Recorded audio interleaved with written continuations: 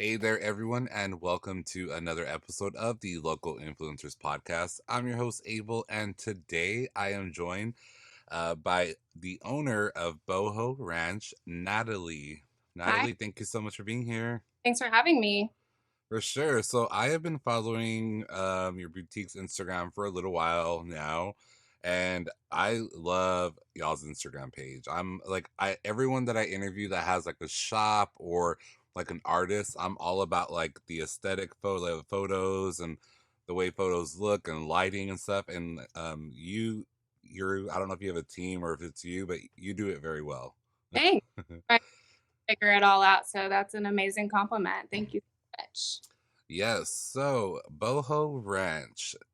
For our listeners out there, if you had to describe your boutique to our listeners, how would you describe it to someone that may have not heard of you or may because you are located in Portland, Texas? Yeah. And so, how would you explain your boutique to just a like an elevator pitch to someone? So I do this for fun. I was a stay-at-home mom, like to shop. A lot of my girlfriends came to my closet to buy clothes, or I'm like, just take it. I'm only gonna wear it once, no big deal. Shop in my closet. So I love to pick like super trendy, fun pop pieces that I know will be accentuating. It's not like every other store. It's fun, the vibe is great, and I just have fun clothes. Yeah, and so I do see that you are also pretty inclusive with your sizing, which a lot of boutiques are not. Yes, absolutely. So you go from an extra small to a 3X, is that Yeah, correct? yes. Yeah, and that's big because I have friends of all shapes and sizes, and it's hard for them to go to like local boutiques and stuff because sometimes they only have, it's just like your standard sizes that you um, aren't able, and it's not. It's a shame that just because of their size, they're not able to look trendy or keep Mm, up with those trends and stuff. So that's great that you decided to do that. yeah, wish I could have more. I don't have a huge space right now, so I'm kind of limited on my space for my extended sizes. But and also I don't just buy stuff just to fill the rack, it has to be cute. Yeah, that's good. So, Boho Ranch, how did you come up with the name for your shop and how did you start the business? Like how like you that's a lot to take, right? It's a lot to take like an online if like someone, I know a lot of people do like online boutiques now or because having a storefront's kind of a scary thing to do. So, how did this whole thing start for you and how did you come up with the name? So boho is just a style, it's more relaxed. And then I actually bought a 16-foot cargo trailer to be a mobile boutique, so I didn't have to do the whole huge commitment of a brick and mortar. But my mom found this lease and we looked at it and I said, you know what, let's just do it. It's not very dependable having to use my husband's truck to go to markets on the weekends and do private sip and shops. So let's just do the damn thing. Here we are. There you go. You pull the trigger then. A lot Yes, of people like I always tell everyone like if you are doubting yourself, if you're afraid to do something, just like follow your gut feeling. Like exactly. that's the thing Yeah. to do. And so what inspires you? I know like the boho look like you said it's very casual and kind of, that piece, but what inspires you when you're picking up pieces? You mentioned that you don't just put anything on your racks, right? It has to be something trendy. You're not going to get it just because like you need to fill a space or something. Um, how how do you go about picking? Is it just like something that you think that you and your friends would like, or like a collective would like, or is it something like that might be big in fashion right now? Like, how do you go about picking your pieces? It's a big mix. In the beginning, I worried about what other people wanted me to buy. And then after a while, like I've been open for almost a year now. And after a while, I said, you know what?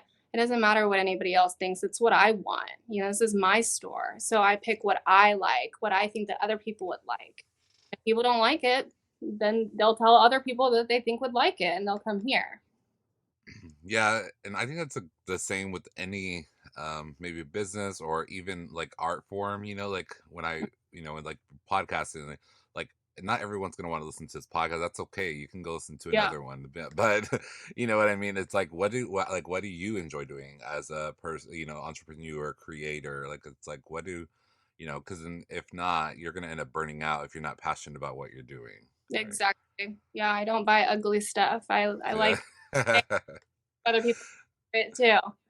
And for our listeners, and maybe just like you are in your shop right now, I'm Yeah. assuming. Yeah, so for our listeners, if you are just listening, you can go on YouTube and see her little aesthetic. I can see some aesthetic in the background that I'm obsessed with, like that lighting fixture. I'm obsessed already. So Already here. This building is vintage. My uncle worked here when it was a pharmacy and it was a movie theater at one point. It's been around. wow. So yeah, I love like I can just see behind you, and I love it. So when all right, so I mentioned your Instagram briefly earlier, and is that just you? Are you running that whole thing by yourself? Yeah, I'm a, one woman team. I do have one employee. She works here Tuesdays and Saturdays. But it's mainly, me just figuring it out. My employees figuring it out with me too.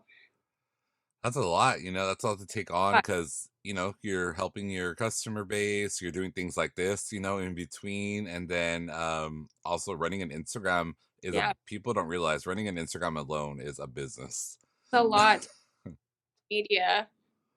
Yeah, social media is tough, y'all. Like if you're a business owner and you're not posting on social media, you are missing out on a lot of opportunity because that's where you get a lot of traction. I mean, that's where I found you, and I was like, I need to have her on. Like, I love that you were inclusive with your sizes. I was like, all right. So I told my team, like, let's reach out to her now I for this season. love it. And so when you're starting your business, you said you've been in it for about a year. So that, right in the middle of this pandemic, that has not, it feels like never ending. Mhm. Were you kind of scared to be not only just because starting a new business is, can be scary a little bit, but like, the times that we were in, right? Like where people are still struggling, were you kind of like, oh, maybe it's not the right time? Or were you just like, you know what, I'm just like digging my heels in and we're going to figure it out? Yeah, we're figuring it out. I've mentioned that exact same thing to a few people, and the best response that I will always repeat is, "If not now, when?" It's never the perfect time. Just dive on in and get it done. Yeah, for sure. What has been one of your favorite things about owning your own space and your own kind of boutique? What if you had to say like what has been your favorite experience so far? I think just being social again. I was pregnant during 2020 and have two kids, so I just kind of became a stay-at-home homebody.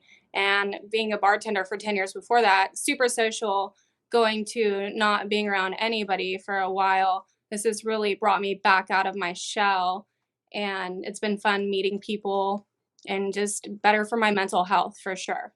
It kind of gives you your place. It's like your escape, right? Especially if you have kids, Yeah, people you basically have like two full-time jobs. Then that's never ending from like 5 a.m. to 10 p.m.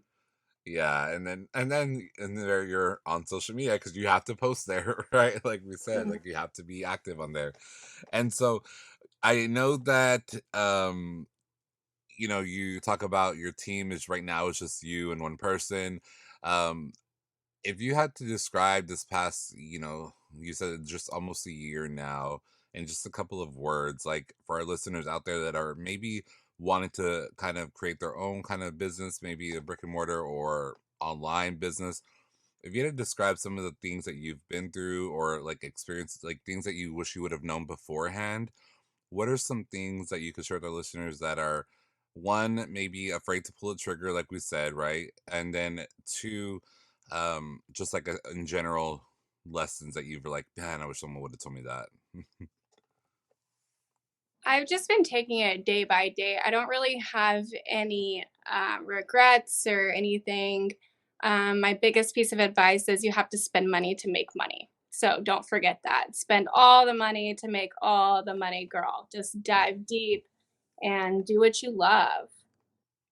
Yeah, I agree. Like I you have to definitely, and whether it's like investing in yourself, so like you said, spend the money, or investing in yourself in time. Like people don't realize time is money as well. So like when we talk about spending money, it's not just like actual money, it's currency, it's actual like your time, because Yeah. doing like things like this, like we're both taking time out of our day, and this is time is money.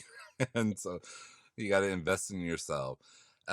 When you are posting on your Instagram, just because I do, like I said, that's what attracted me. I always am scrolling through like just random, I would look up locations and I'm looking through random like places. When you're posting for your Instagram, do you have like, are you just kind of organic with it? Are you just like, you know what, like I want, like I love this look, I'm gonna put it together and take a photo? Or do you kind of plan your content out? Because as like a creator myself, my calendar is wild. Like I have posts scheduled for for like a month or two, but I just like that person. Like I have to do that. I don't know why. So how do you take that approach? Do you kind of just, you know what, like in the moment? Yeah, I'm more in the moment. I see other stores that, they're like, "Oh, launching our spring collection tomorrow." And I don't wanna wait. I'm too anxious. So as soon as I get something at UPS, I put it out there and post, because you never know if somebody needs that for an event this weekend. They don't wanna wait, they're gonna go somewhere else. I wanna show all the goods ASAP. Yeah, especially if you're excited because like you ordered it, you picked it out, and then you get it, you're like, oh, it's here. Right? It's like you're getting it. It's like a Christmas gift to yourself all the time. Cheer for UPS. I'm sure they, but I cheer. Um, so so you also do online sales, or do you just have a website? How do you incorporate the two and manage to do? Because on online business is just, I feel like it's kind of like a separate another business on its own, So how do you kind of manage the two? And for our listeners out there, just like, can they order online? How does that work for you? Yeah, I waited about 4 months to actually do it, set up my website, and I don't know why I waited so long because it was actually super easy through Shopify. Um, it's I haven't gotten a huge amount of online orders. I do mostly in store, which is great for me because I love speaking to people one. So online isn't too bad. It's not as scary as I thought it was going to be. Yeah, and do you ship, Yeah, you'll ship things out and everything? So if we have listeners maybe in San Antonio and Houston, I do, I have a reach and market there. So you do ship online as well. So um your trendy clothes, I know it's things that you would like and it's kind of relaxed feel. But is there anything that like, everyone has like a taste. Is there something that like, for instance, I'll just give you an example. There's some people that are like a floral print. Like they're just like, okay, I love everything floral. Do you have like an eclectic taste where it's just like certain pieces, like you just like kind of all over. It's like I love that. I just get what I want. Right. It's whatever's cute. I don't really have like a type. It's just whatever I feel would look good and the fit would look good on all different body types. Yeah, I like that, and I'm asking because I'm so interested, because I've interviewed other boutique owners and kind of vintage shop owners, and everyone has their process, or everyone is kind of like, well, no, this doesn't fit like my business or my store, and you're just kind, I like that you were like, no, I have to genuinely like it myself in order Yeah. for, you know, Yeah. I'm passionate about like everything that I purchase. So I mean I think it's cute. So I'm gonna sell it. It's I like it. I have to love what you do. And what is one major obstacle that you think starting up? Maybe it was the website, maybe it was actually getting the inventory to fill your store. What was like the biggest obstacle that you think that you've overcome? I think it was balancing my work life and my home life. It's really tough. A lot of people don't realize when they start a business and they're the head of the business, the owner, the manager. It's tough to find that balance. Really work it out and not take your stress home with you. Like, where do where do you, especially being a business owner of your own, like it's not like you said, mentioned manager, like I'm a manager for a retail store. I kind of cut like my ties when I clock out, but like your business owner, it's like your baby is like it's Mm. yours, and so it's Yeah. like it's on your mind. Like, how do you draw that fine line in the sand, right? It's like you can't take business home. Yeah, it's hard, especially when I'm busy during the day by myself, so I don't have time to shop. All my shopping is online, so someone Mm. has to do it. So I'll be sitting in bed at 9:30 at night scrolling through wholesale sites. With your eyes like Yeah. dripping, like I, you're just like, oh my god. Like, wait, did I buy that or was I dreaming? You get a package and you're like, oh, I don't remember that, but I love myself for Yeah, that. God. Yeah, and so we've reached the time now for you to plug your address, website, all that good stuff, Instagram. Where can people find more of you and Boho Ranch? Okay, so we are located in Portland, 504 Moore Avenue. If you know Portland, we are back to back with La Iguana Mexican food restaurant over by Sunset Lake. We are at Shop Boho Ranch on Instagram, and our Facebook is Boho Ranch Co. Our website is www.bohobabesportland.com. Awesome. Well, again, thank you so much, Natalie, for spending time out of your day to be here with me. Thank you for being flexible with your time, by the way, as well. I appreciate that. And for all of our listeners out there, wherever you are listening, please make sure you head out into your community, make a positive change, and do some good.